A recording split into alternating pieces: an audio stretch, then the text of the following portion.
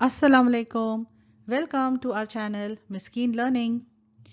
इस सबक में हम एन एपिटोमी ऑफ करेज इस सबक का वार्मिंग अप और मार्जिन वर्ड्स एंड क्वेश्चंस देखेंगे।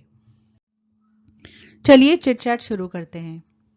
A strange truth, handicapped are those who refuse to take up challenges even with all their senses and physiology in perfect condition।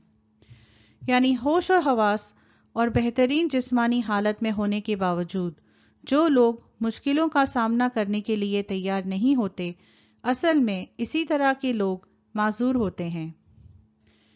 Understand and discuss the above truth, इस हकीकत को समझिए और आपस में चर्चा करिए।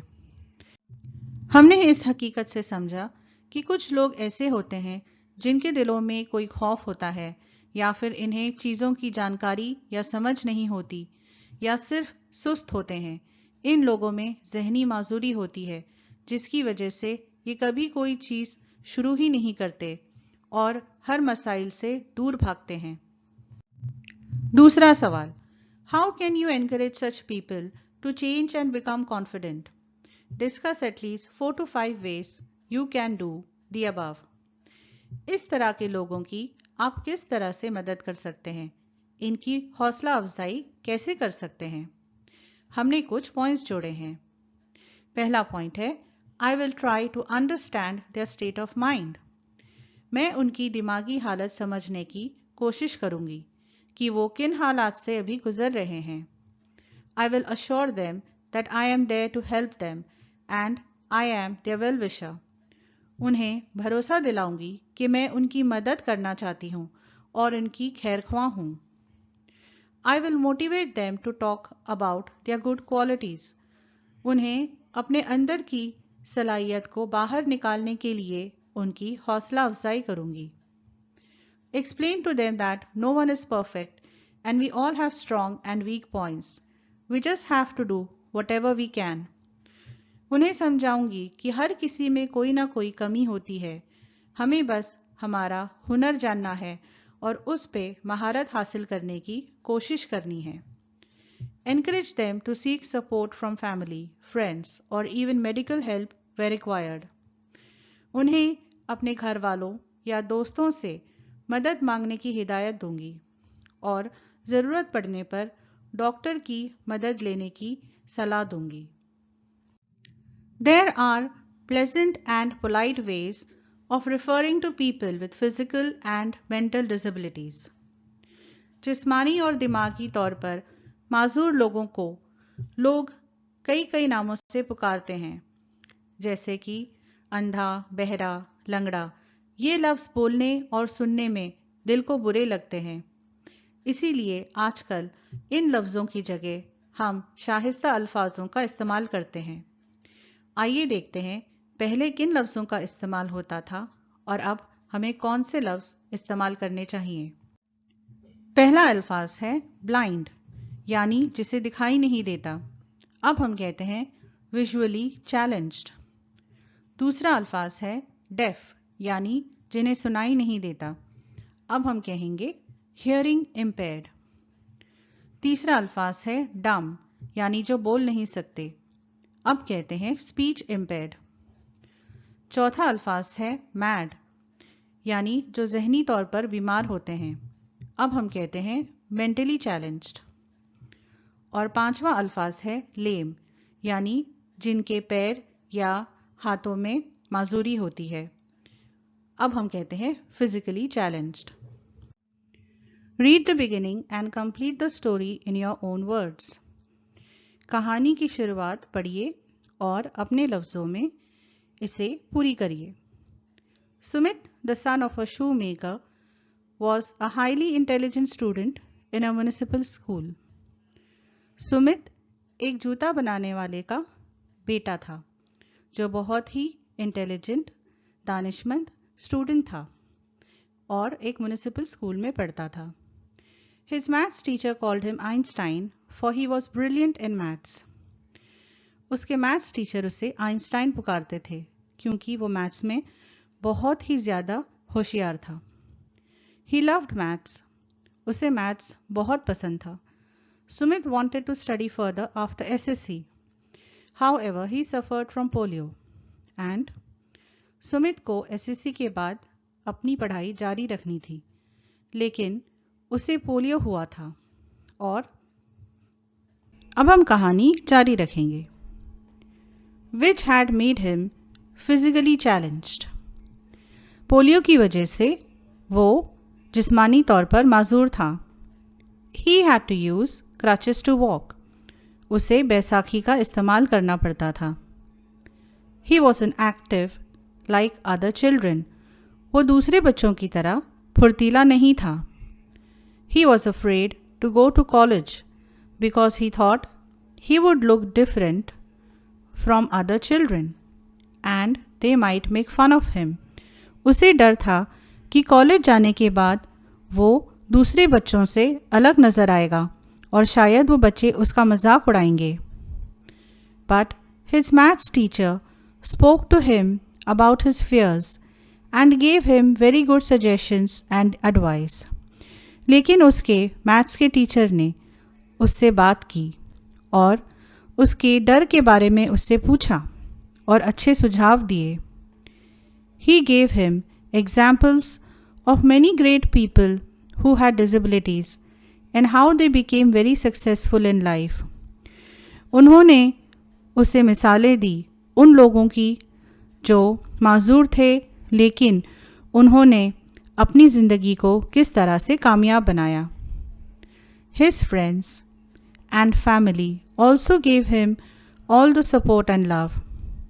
सुमित के घर वालों ने और दोस्तों ने भी उसे बहुत सराहा। The school gave him a wheelchair as gift, which he could use in his college for easily moving around. School ने उसे एक व्हीलचेयर तोहफे में दी ताकि उसका इस्तेमाल करके वो कॉलेज में आसानी से घूम फिर सकता था। With a lot of encouragement, he started going to college. सबकी हौसला अफजाई की वजह से उसने कॉलेज जाना शुरू किया। All the staff in the college was very supportive to him. College के टीचर वगैरह उसे बहुत सपोर्ट करते थे, सहारा देते थे। All the students in his class admired his intelligence and they helped him whenever required. Sumit के क्लास के बच्चे उसकी इंटेलिजेंस के कायल थे और जब उन्हें मौका मिलता उसकी मदद करते। Sumit completed his graduation by topping the college. Sumit ने अपना ग्रेजुएशन कंप्लीट किया और कॉलेज में अव्वल आया। Later he completed his PhD in maths and won many awards. फिर उसने मैथ्स में PhD कंप्लीट की और उसे बहुत सारे इनामात मिले। Now he is a successful maths professor and travels around the world to give lectures in top universities. अब वो एक बहुत ही कामयाब मैथ्स का प्रोफेसर है और दुनिया भर में टॉप की यूनिवर्सिटीज़ में लेक्चर देने के लिए बुलाया जाता है। अब हम मार्जिन क्वेश्चंस देखेंगे। पहला सवाल है, What did Stephen Hawking's parents fail to know about him? Stephen Hawkings के पेरेंट्स ने उसके बारे में कौन सी चीज को पहचानने में गलती की? पेज नंबर 62 के इस पैराग्राफ में आपको जवाब मिलेगा। Little did his parents know that one day their little boy would be hailed as one of the greatest scientists of this century.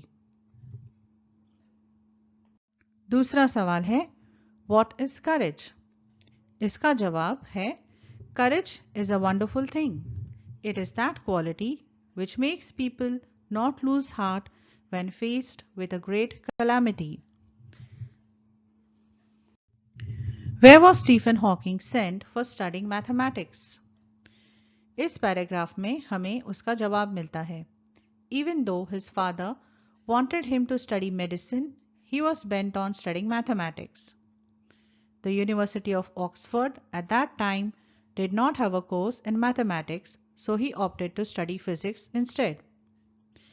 तो वो यूनिवर्सिटी ऑफ ऑक्सफोर्ड मैथ्स पढ़ने के लिए गए थे। What happened when he was 17? At the age of 17, Stephen started noticing that he was becoming increasingly clumsy and even fell down a couple of times for no reason. What did he study about to get his PhD? इसका जवाब है black holes. और ये हमें कहाँ से मिलता है? He began studying the concept of black holes to get his PhD. Guess the meaning of profound. Profound कहाँ लिखा है? Dr. Hawken is an authority on profound subjects of science. Profound यानी deep, बहुत ही गहरी। तो डॉक्टर हॉकिन जो थे उन्हें साइंस में बहुत ही गहरी समझ थी। Awesome ideas. ये कहाँ लिखा है? A simple down to earth man, he has authored books dealing with his awesome ideas, keeping a layman in mind. Awesome ideas यानी जबरदस्त आइडियाज, बहुत ही उम्दा किस्म के ideas. What does the writer say about the books authored by Dr. Hawken? Writer doctor Hawkins के किताबों के बारे में क्या राय रखते हैं? His writing is full of wit and humor. His style is so lucid that non-scientists can also understand him. वो कहते हैं कि उनकी किताबें अक्लमंदी और मजाक से भरी हुई होती थी। तो इससे क्या होता था कि जो लोग साइंटिस्ट नहीं हैं, जिन्हें साइंस की इतनी समझ नहीं है, वो भी उनकी राइटिंग को आसानी से समझ पाते थे। मैंने आपकी सहूलियत के लिए मार्जिन में दिए गए अल्फाजों के इंग्लिश और उर्दू दोनों के मानी दिए हैं। इस लेसन का रीडिंग वीडियो ज़रूर देखिए जिसमें उर्दू तर्जुमा भी दिया गया है।